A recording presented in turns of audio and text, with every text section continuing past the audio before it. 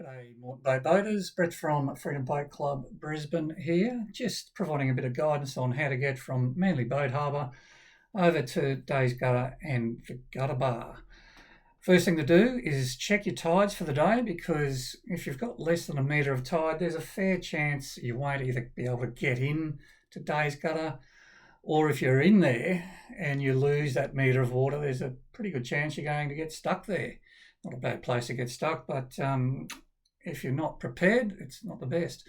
So on the tides on this particular day, our tides show us that at 10:30 we've got a metre of water, and then after 2:30 p.m.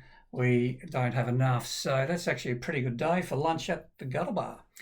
So from Manly Boat Harbour, we take our little boat, and from the end of the leads, it's pretty much a straight easterly heading to split our southern cardinal and port markers, which sit off Green Island and King Island.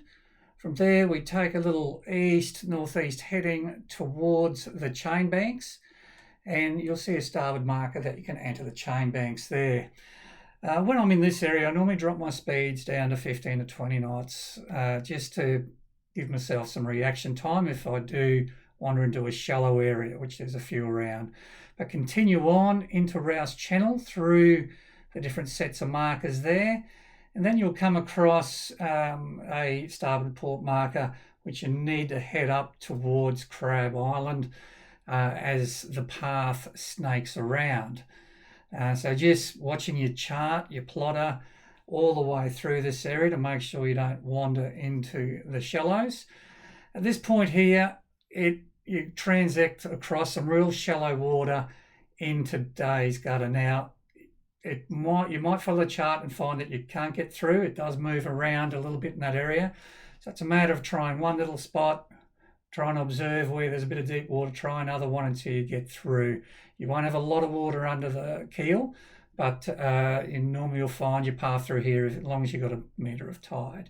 Once you're into Days Gutter, typically you've got depths even 4 metres in there, so you haven't got a problem. Just go up into around the corner where the Gutter Bar is. In that area, it does shallow off a fair bit. So again, if you're there when the tide is on the run out, you can get stuck. So just be careful of where you anchor and giving yourself water under the bum. Well, that's a nice, easy way of getting in. Sounds easy on this, but take your time is the key to it all.